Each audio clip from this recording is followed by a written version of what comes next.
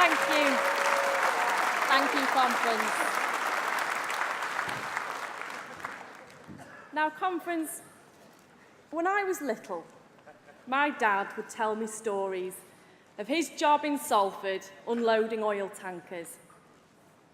How we were known as the workshop of the world.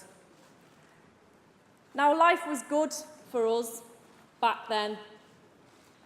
My dad's work was unskilled, but it paid well. My parents even managed to get a mortgage for their own little house. And from poverty-plagued childhoods, which made the film Angela's Ashes look like an advert for a luxury mini break, they were proud of their achievements. And that was true of so many working-class people across Britain.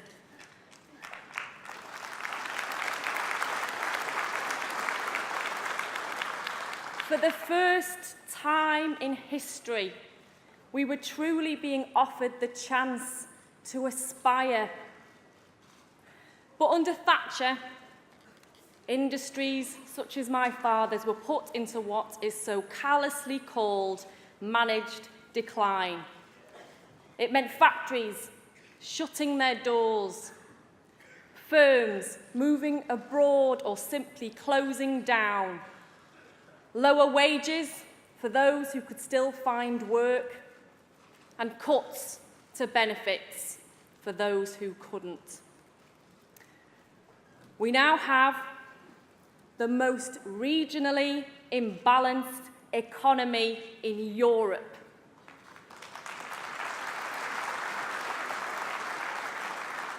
"40% of our economic output comes from London and the South East alone. And despite the pretense that we have full employment, we know the figures hide a worrying truth.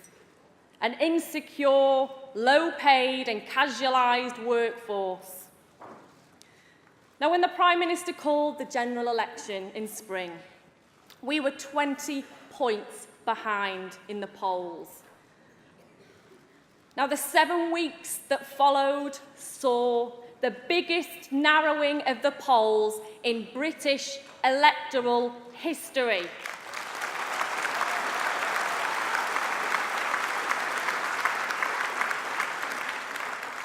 There were many things that contributed to that turnaround. The passion, integrity and strength of our leader, Jeremy Corbyn.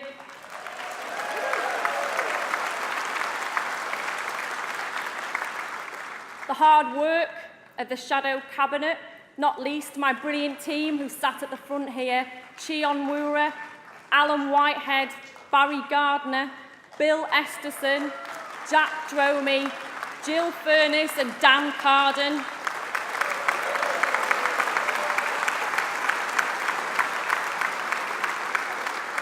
And it was the hard work and dedication of every single person in this hall and in our labour movement. But there were other key factors at play.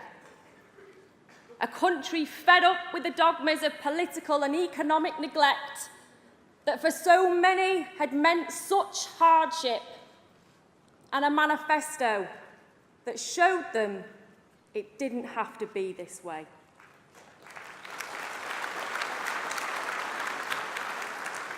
When we promised an industrial strategy to end the economy's reliance on the City of London, to properly fund our public services by making the top 5% pay their fair share, and to invest in our energy, transport and digital infrastructure to make it fit for the 21st century. When we promised to take the radical action needed to tackle climate change and ensure that 60% of our energy comes from low carbon or renewable sources by 2030, to support projects like Swansea Tidal Lagoon and Moorside nuclear plants.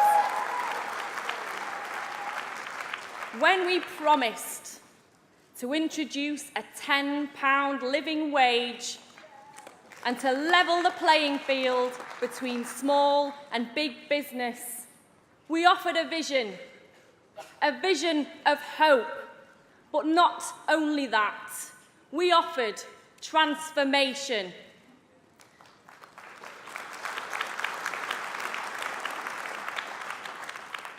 Because we know what lies ahead. Conference. We are standing on the precipice of the fourth industrial revolution. A pace of technological and digital change so immense it will leave you feeling dizzy. It will transform industry, it will transform our economy, and it has the potential to transform the quality of life of every single person in Britain. But it will only do this if a Labour government is holding the reins.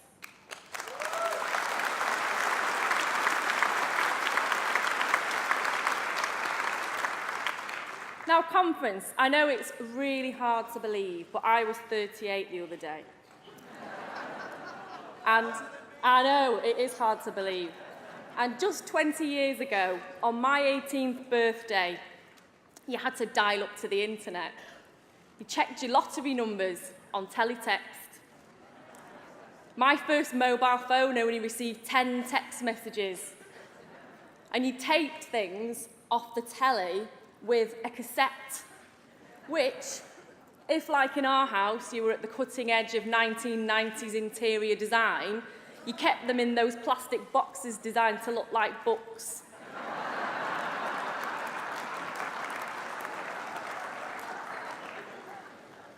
But people in their teens today have no idea what any of those things are. And the pace of change we've seen in the last 20 years will pale into comparison to the next 20. Over the last few centuries, we've gradually learnt how to transfer more and more human skills to machines. With current technological breakthroughs, we're for the first time developing machines that do cognitive and non-routine work, machines that think. But with some estimates suggesting that half of all our jobs could be lost to automation, and that few businesses are ready to harness that change. It also brings the threat of rising poverty and inequality. There is no doubt about what the digital age will look like under the Tories. Monopoly profits for the few and increased exploitation for the many.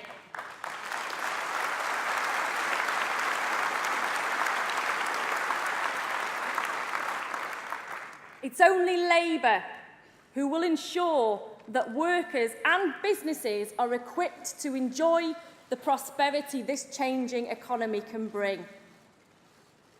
We'll restore the rights to workers, rolling out sectoral, collective bargaining and guaranteeing unions access to the workplace.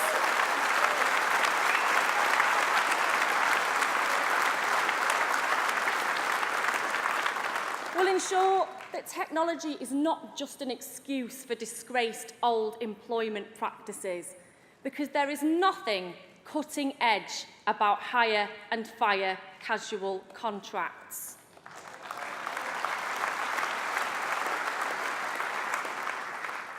We'll create the conditions for business to really make those transformative discoveries which can change all of our lives for the better, with an industrial agenda that is so transformational it will eclipse the New Deal set out by Franklin D. Roosevelt in the history books.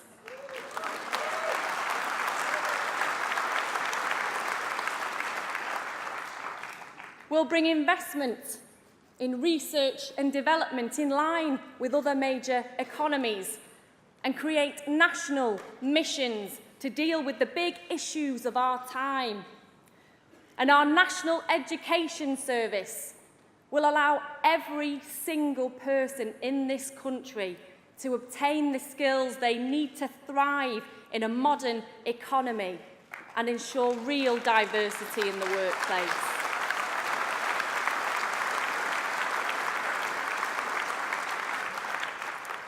But it's not enough for Britain to simply innovate.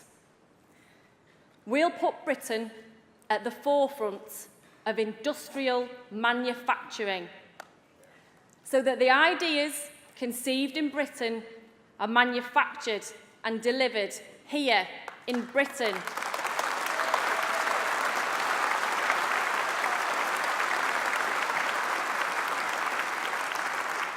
Because made in Britain will not just be an idealistic vision of times gone by, it will be a source of pride for future generations.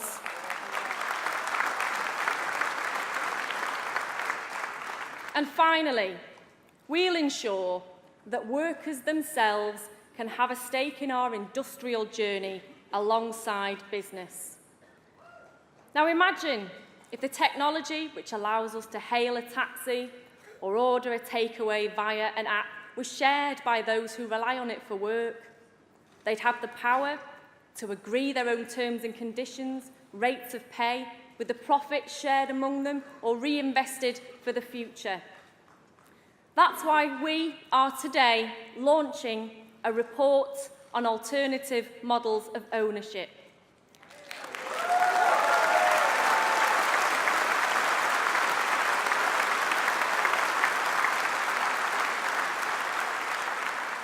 To start asking fundamental questions about how we achieve real diversity of business in the digital age, and how to ensure that its enormous potential benefits serve the many, not the few.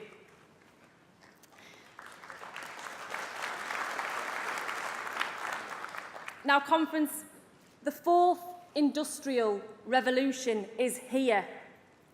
A time of profound economic and technological change. The Tories have had their chance. We've seen how they deal with industrial and technological change, and they have failed.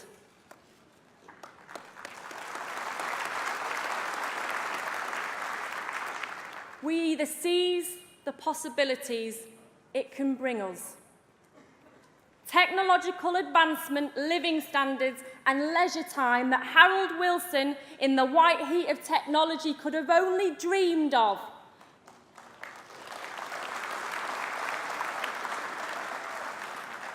Or we let the Tories consign our heritage as a once proud industrial nation into the dustbin of history.